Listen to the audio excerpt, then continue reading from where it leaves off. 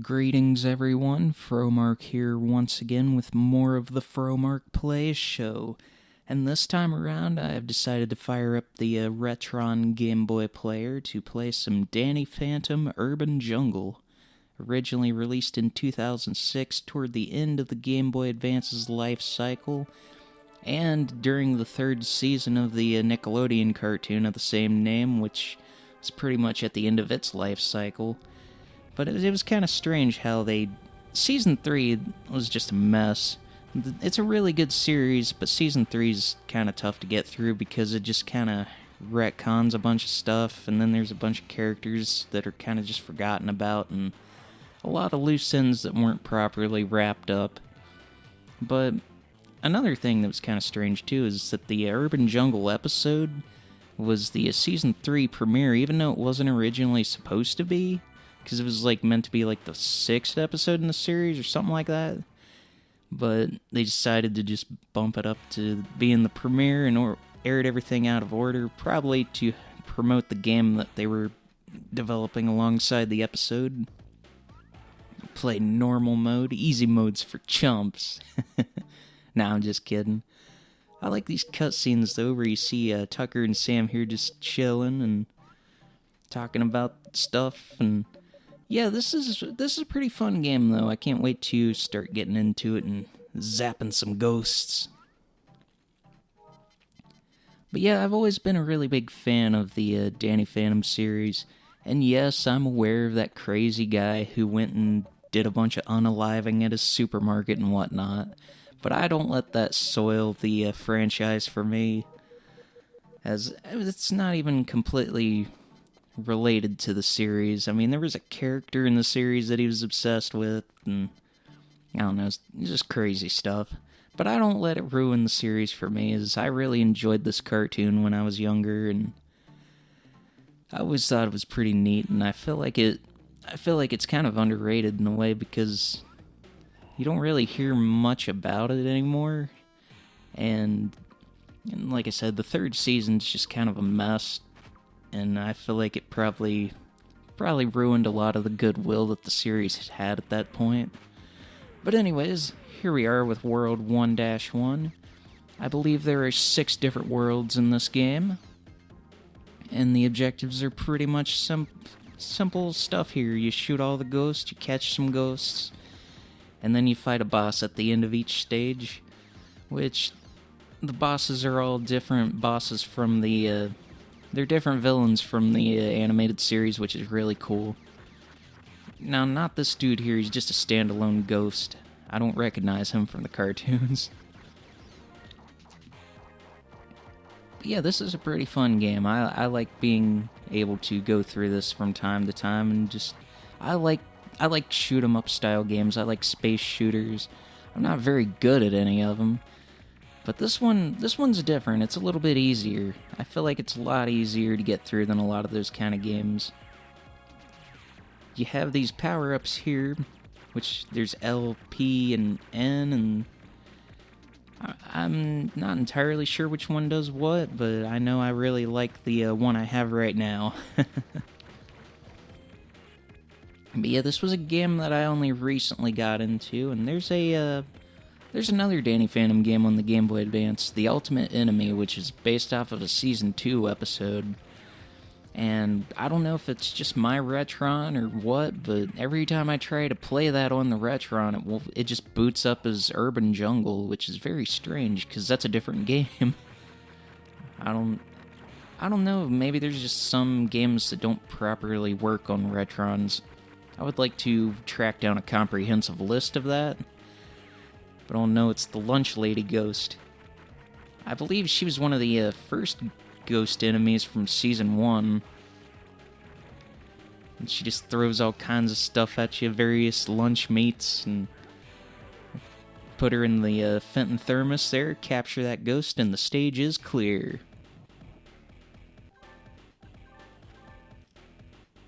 Gather up my points. Even though it's another one of those games where the points don't really matter. Alright, we got another cutscene here, see what's going on. Uh-oh. Something What was that noise? A major earthquake? It's the big one. Secure AA batteries. Yeah, Game Boy Advance is... I mean, there's different Game Boys, like the SP and the Game Boy Advance and the Game Boy Micro and the Game Boy Color. The Color and the Classic Advance both take AA's. But yes, this is the first encounter with Undergrowth. Which, fun fact, in the episode of Urban Jungle, he's voiced by Mark Hamill, which is pretty neat because most of you know him as either Skips or Skywalker.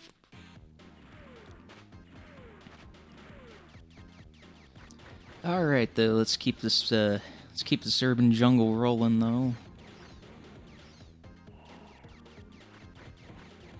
Yeah, I was really impressed though whenever I got my Retron. I wanted to start being able to record some Game Boy Advance games and Game Boy Color games. And that's something that I've dabbled with a little bit before on the channel, but it's not something I'd had a lot of luck with because Game Boy ROMs don't run right on the Homebrew channel's VBA GX emulator on the Wii. They're all like really choppy and the frame rate's really bad, and I don't know.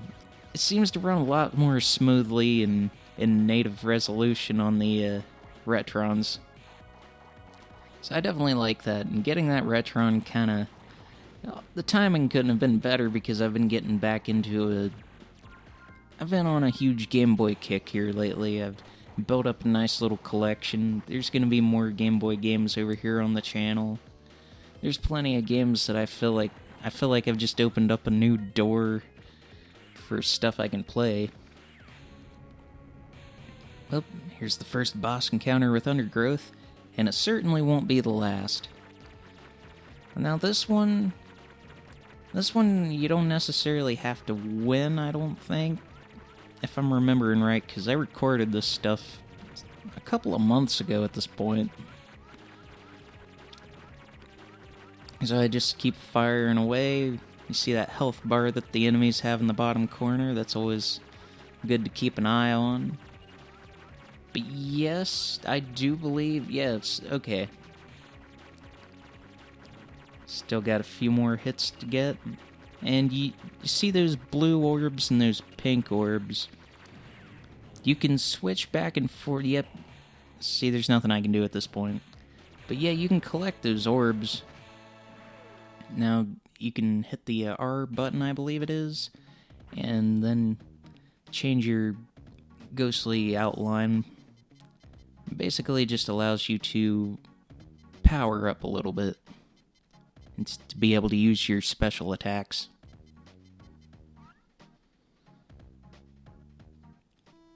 But alright. Keep this going. It looks like we're getting ready to go into the ghost zone. Maybe not. Looks like we got a bonus stage first. And this game's pretty cool in the sense that, I mean, it's chock full of bonus levels, and I do like me some good bonus levels.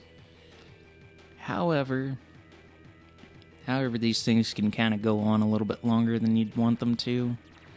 You pretty much have the power to end the bonus stages by running out of health. Now, you don't die in the bonus stages, so that's good.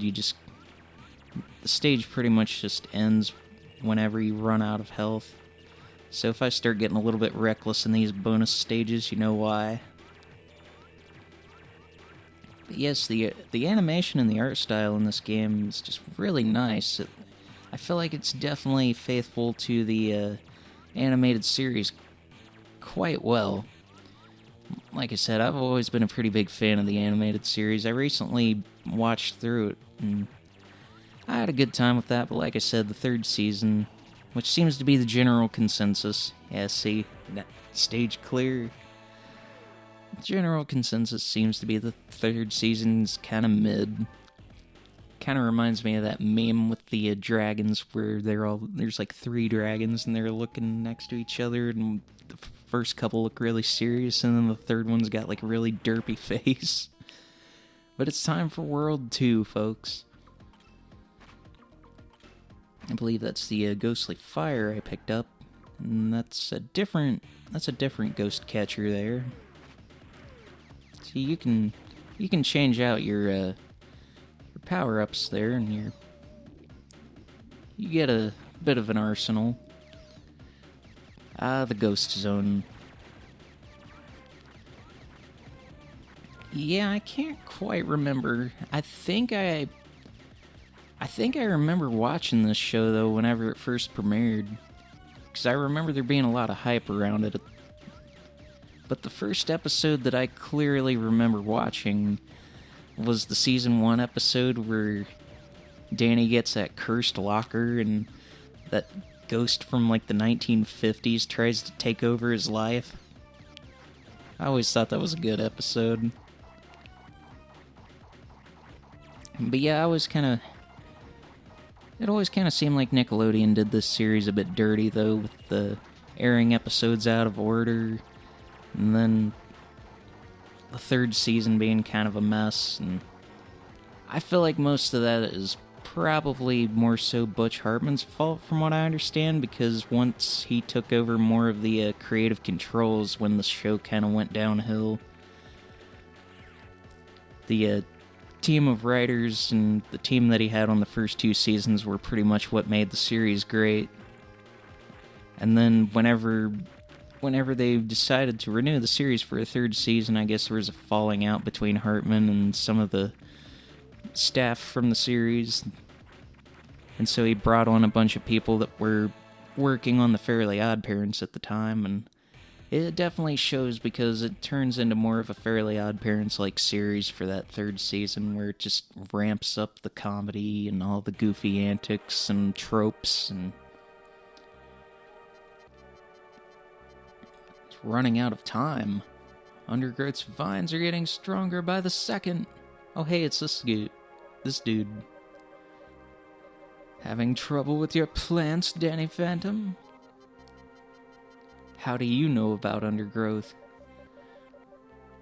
I heard it through the grapevine.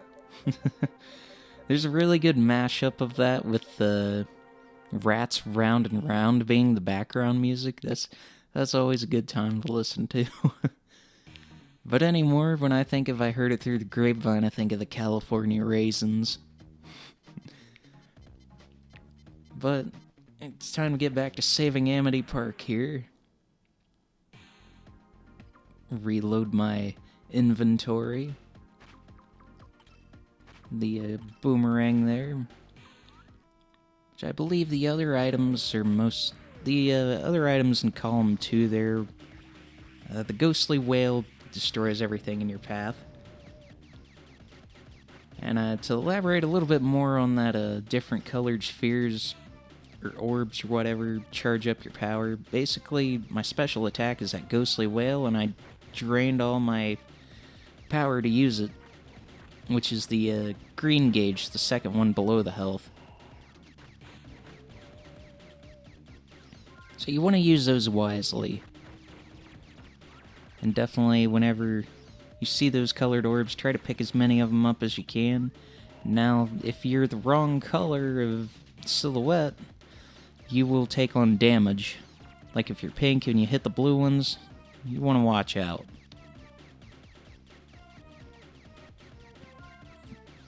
Of course, there's usually plenty of health to go around, which is always a good thing. You got those guys there, you gotta look out for them. A whole onslaught of ghosts. The intensity's starting to pick up with all these ghosts everywhere. Now, sometimes I do believe the ghosts will come out of these doors. But yes, this is actually, I would go on to say this is one of the better games I've played on the Game Boy Advance up to this point. I've not played the DS version of this game, but I don't know how different they are. I'll know it's the box ghost. He is the box ghost! Beware!